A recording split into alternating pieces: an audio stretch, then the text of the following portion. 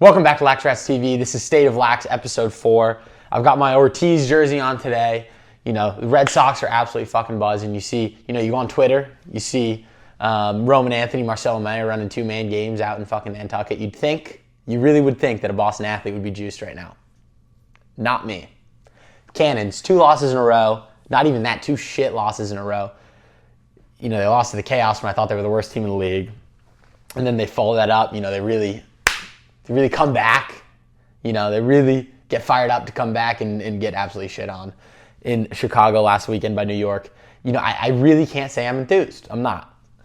Regardless, we're going to get right into it. I mean, this takes us right into our recaps. Atlas Cannons.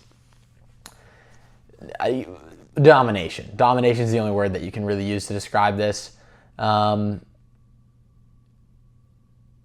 It's tough. It's tough. You know, the 2 Boston losses in a row are tough. It just happens in the PLL though. You know, you can't really overthink it. Whatever it is, what it is. Let's move on. Although I'm hearing some questionable things about some of the shot calling out there in Boston, so we'll see. We'll see. Hopefully, I mean, obviously, I hope that they can come back. I think they definitely are one of the best, you know, cohesive units, you know, from end to end in the league. So I'm still hopeful for them. I'm still hopeful. But for New York, I mean, this is 3 huge wins in a row for them. Obviously, the question was always consistency with this team. They're, on paper, I said this before, and I'll go on record again, when they play well, this is the best lacrosse team I've ever watched play in my entire life. And I'm not exaggerating. You know, flawless. This game was, I mean, essentially flawless. But now their last 3 wins, Boston, Philly, and Utah, those are big time fucking wins. Those are you know, this team is playing championship lacrosse right now. And them and Denver are by far the top 2 teams in the league, I think. I think they're on their own real tier right now. And they're playing phenomenal lacrosse, both of them. But yeah, I guess, you know, this game felt like, you know, a team that started slow and is really catching up and catching their stride right now in New York versus a team in Boston that, you know, may have started really cohesive and they returned a lot of pieces, so they kind of jumped out right away, and now they're starting to slow down, maybe because of a lack of firepower. I don't know, but tough game for me. Regardless, next game, Archers Dogs. On a similar playbook to the one we were just talking about, it was, you know, pretty one-sided most of the way here. You know, the Archers made a push at the end. Sam King had a phenomenal game. He's a stud. He was an unreal pickup for the Archers. Obviously, there's like always these rumors about, you know, teams not wanting to draft Ivy League guys, worried about jobs and et cetera, whatever. Sam King he really shouldn't have dropped. Where did he even go? Where did he go in the draft? Yeah, Sam King, round 3, pick 2. That's insane. This kid is an absolute stud. He balled out last weekend, and I don't think he's going to slow down. I think that if he, you know, if he's committed to making lacrosse his career, like this dude is the future face of the league, no doubt. He kind of gives off like Rob Pennell vibes, honestly. But, you know, this game was kind of marked by Naso's tough debut. You know, Stathakis absolutely dominated at the X. Naso, you know, he's had a phenomenal career in the NLL so far. Obviously, a really highly touted NCAA career at all. So, you know, I hope he gets a few more shots to figure it out in the PLL before Sis comes back. But I mean, this was tough with the possessions being as lopsided as they were. You know, especially for a team that has an offense that's as elite as Philly's. The Archers really didn't have a chance in this one. They're still, you know, the Archers are still so promising, but they're really running out of time to figure it out. Every week it's like, when are they going to figure it out? When are they going to break through? And they just haven't done so yet. But with Dobson and net, with this defense, if they can figure out the face-offs a little bit, you know, they're still there. With the parity of the league, you know, you're not really going to be out of it until it's tough to count teams out to the last, you know, I guess we're walking the last 3 weeks of the season as this. They really have to start winning all their games, or else they're not going to be looking too great. Next game, Chaos versus Woods. The Chaos, I'm getting pretty. I like this Chaos team. Other than when they beat the Cannons, I fucking love this team. Look at they had 5 goals in the fourth quarter. One was a face-off goal from Ignacio. The other 4, just in the fourth quarter, went Hiltz assisted by Scott, Hiltz unassisted, Scott assisted by Hiltz, Scott unassisted. This is the future of the Chaos. This is really exciting to see. This is exactly what they needed if they want to win. If they wanted to win games, I talked about this a couple weeks ago. If they want to win games, they're going to need some guys to step up on offense, and they're going to need some breakthrough performances. And now we're starting to see those from Scott and from Hiltz. Obviously, Knobloch went down. They needed a lot from him, and Scott's really taken that role that I thought Knobloch was gonna have to fill. And then also Ignacio. Ignacio went from weekly scratch to all-star in the span of like 2 or 3 weeks, I think. That's one of the coolest comebacks I've ever heard in the sport of lacrosse. And he's been balling out, and I'm excited to see him keep rolling. Laws versus Whips, last game of the weekend. This game started slow, but it kind of went exactly how I assume most people thought. Certainly how I thought it was going to go. Denver just kind of felt like they kind of just won each aspect of the game. They won by a goal or 2 in every facet of the game. It just was consistent. I don't want to say domination. I don't think that's the right word, but consistent victories all over the field. Denver's a championship team. Maryland's still hasn't put it together. I think that, like I said last week, I think that Chaos 20-6 win was a little deceiving. I think it was a little. I don't think it was. It gave us a good picture of what either of those teams are. But for this team to figure it out, I said last week this team has the most questions to answer in the Eastern Conference. And if they want to figure stuff out, if they want to answer these questions, it's tough. You can't really have off games from a guy like Malone. I think he only had 1 assist. You can't really go quiet because, he's one of those guys that's supposed to be week in, week out producing for them. So it's tough to be off this Whips team because they're really likable. I think they'll get there by the end of the year. They're just they ran into an absolute buzzsaw, which is the Outlaws right now, and with the questions that they still have to ask in terms of who's going to play what, where, what exactly is the, who are their initiators, who are their finishers, all these questions. It seems like they're finally answering the goaltender question with Carroll. He's strung together 2 good weeks in a row here, so he probably has the job until he doesn't, but Maryland, they still definitely have a ways to go in terms of figuring out who their team identity, I guess. All right. Week 7 power rankings. Posting them on Instagram. Go check it out at LaxRatsTV.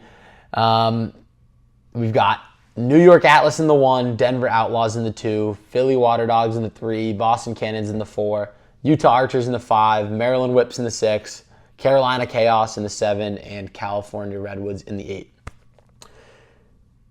Power rankings are always fun to do, but I think, most of the time rankings are best judged via tiers. So I think tier 1 teams right now, this tier 1 is competing for a championship. These are just championship lacrosse right now is New York Atlas and Denver Outlaws. They are on a tier of their own right now. The next tier, I would say, is Philly and Boston. They're teams that are a piece or 2 away from really being able to contend with New York and Denver. And then the third tier, Utah and Maryland. These are teams with high ceilings, and they could make a splash, but they do have plenty of things to figure out before then. And then the last tier, the 4th tier, Carolina and California. These are teams that I don't think are going to be competing for any trophies this year, so they really need to start looking towards next year in terms of being able to, find some trade away some win now guys for some win later guys, some project guys. I think that's the way for those teams to go. But Hypothetical trade scenarios. This is a fun one. There are two teams that I pinpointed that I think could really benefit based off some trades. One is Carolina in more of a rebuild for the future type of trade scenario, and then the other one's Utah and more of a get guys to win now scenario. So starting with Carolina, this team's grown on me a ton this year, like I said earlier. They have a great core. They're vets on defense, Blaze and net, and now Inacio now at the X too, who seems to be pretty consistent for them too. Like, that's a great core. And now on offense was the question all year, right? On offense now they have Hiltz and they have Scott, who look like they're balling out. They look like future stars of the league. I really think, I don't think this team's good enough to win now. I think honestly they should just sell some pieces for some guys for either for picks for next year or for guys to develop on offense. And a couple of the targets that I think could really help them out, particularly in the midfield. I feel like that's mainly where they're lacking. James Shipley from the Archers. He played 4 or 5 great years at UPenn. Super consistent, kind of a party starter, super athletic. I think he really could take over the midfield initiator role from an injured Knobloch, like we talked about. Another guy that I think would take over that. Honestly, all the guys I have targeted for this team are in that midfield initiator role. This next one, Michael Lampert from the Water Dogs. He's a mass guy. I love him. He certainly could take over that midfield initiator role for them, and he also could dabble at attack too in that righty spot and let Ross play X or let Scott play X and then let Hiltz play the left side. But lightning fast, dude. This guy's like, Michael Sowers player comp, I guess. I think he's one of the, if I were to be looking at, top young talent in the league right now, he would be somebody I would want on my team because he certainly has the athletic ability to put a lot of pressure on defenses. And then the last guy is Alexander Vardaro on the Cannons, Princeton guy, of course. He hasn't seen the field consistently for the Cannons this year, which I thought was a little surprising, honestly. I thought he was going to be a mainstay for them this year. Obviously, he had a really promising rookie year.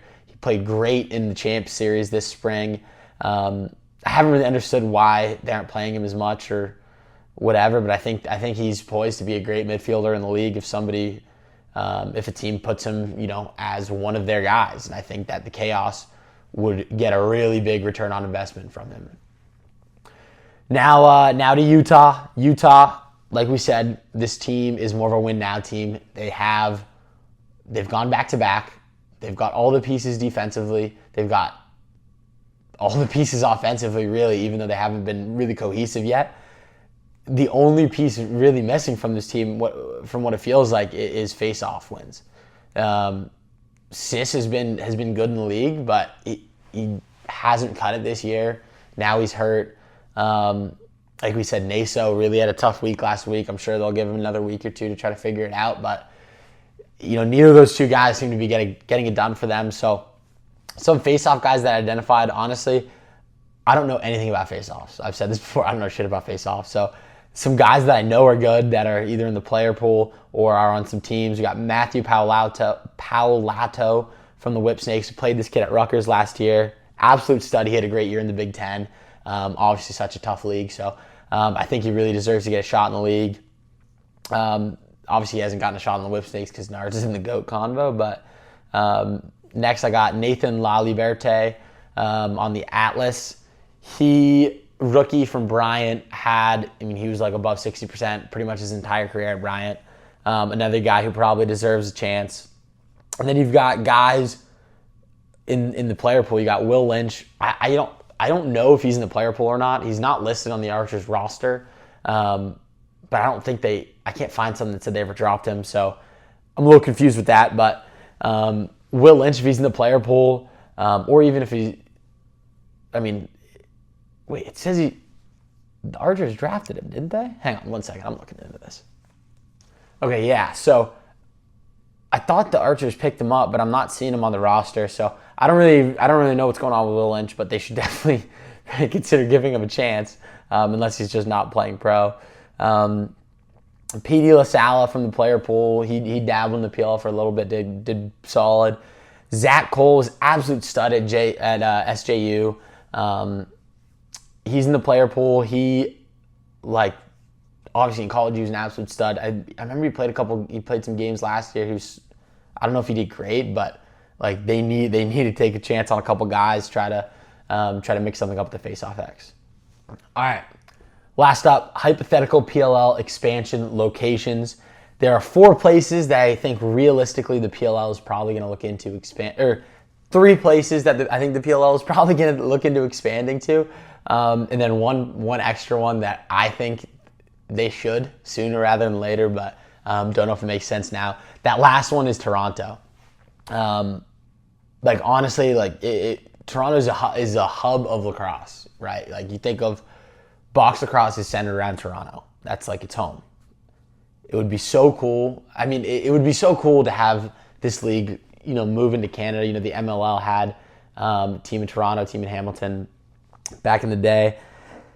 I think, I've heard, I remember the PLL played a game up in Toronto, I believe, many years ago, closer to its inception. But I think there's a lot of hoops to jump through, obviously. Considering international travel and such, but when they get more established, this is a place I think they really need to look into, and a place that once they feel comfortable being able to make that jump into Canada, like this is the place to be, obviously. So the other 3, 1, Chicago. This team honestly was not super high on my radar of places to go, place to expand to in the near future, but man, like I'm gonna try to put some pictures up here on the screen from last weekend in Chicago. Like the crowd was awesome. They were rowdy. You saw guys, and I remember seeing like clips on Twitter of guys wearing like super retro like Chicago Machine jerseys from the MLL. This is like absolutely jumped on the map and stuck out as a place that the PLL is going to look into expanding to. And it's absolutely flown up the rankings because they went to Chicago years ago. They didn't go for a couple of years, assuming they just didn't think it was going to work out, and then they went back. And I mean, look at the welcome they got last weekend. Another place is Dallas. I've gotten a chance to play with plenty of Texans at Princeton, and the game's booming down there. It feels like Dallas and San Fran are like the new generation hotspots to me, honestly. So I think, obviously, San Fran, you've already got a team in Cali. They've been playing in San Diego, but, who knows? They can move to San Fran whenever, I don't know. But, right now, I think a team in Dallas, I think Dallas will be able to support, I think the market in Dallas is big enough right now to support the team being one of these new generation hotspots. And I think, like, obviously having a team there would spark even more growth in the community there from a youth engagement perspective. And really, I just think Dallas is a really smart spot to go. I think Chicago, Dallas, and then this last one, Connecticut. Connecticut's kind of a different tier. Like Chicago and Dallas, I think the PLL is looking to go to and is really excited to go to, partly because they're obviously Midwest locations.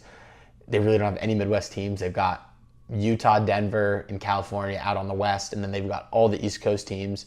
There's really no teams in the middle of the country. So both these places, Dallas and Chicago, are in the middle of the country. But if the PLL really wanted to go to a spot that would have top tier engagement immediately, that is Connecticut. Rather than investing in the future with Chicago and Dallas, Connecticut, they've gone to Connecticut every year, I believe. Every year in Fairfield, you see a phenomenal crowd. We'll see. They're going there this weekend, which will be exciting to see what the crowd looks like there. But, this feels like a place that's probably already close to its ceiling on community engagement. A team that goes there probably isn't going to grow like crazy in terms of popularity, but it will certainly be it'll be a popular team immediately. That there is no doubt about that. I'm sure the PLL is thinking about spreading the game throughout the country. They're thinking about how they have East Coast, West Coast. They don't have Midwest. Connecticut, you've also got in all the other sports, Connecticut is, I I mean, not that I can think of it. I don't think they have any, real top sports teams, like professional level sports teams. Everyone's either like a New York fan or a Boston fan, depending on where you live in Connecticut. So I feel like they probably aren't going to move to Connecticut. I feel like that's probably going to be a place they always hit just because of how popular lacrosse is there. But I can't imagine there's going to be a team there for the foreseeable future just because they want to expand to different parts of the country. I would imagine, unless they really want a franchise that's gonna pop. I'm sure that there's plenty of lacrosse families in Connecticut that have plenty of money that I'm sure would love to buy a PLL franchise in that location. So if they just want to, like, I know we talked about Rabel 7-year plan hitting 12 teams with owners. If they want to like just add a team with an owner that's going to be good, Connecticut seems like the glove would fit right away. So those are I'm really excited about the expansion stuff. We talked about the state of the league with Kark and with Rabel last weekend, and they were talking about expansion, which really got me thinking. And then you saw the popularity in Chicago. And I think Chicago, Dallas, Connecticut, and then hopefully Toronto in the future would be some really big, like really exciting locations to expand over the next 7 years. So thanks for tuning in. This was State of LAX episode 4. And we'll hit you with the team's pick'ems for this weekend, and we'll see you later. Thanks for tuning in.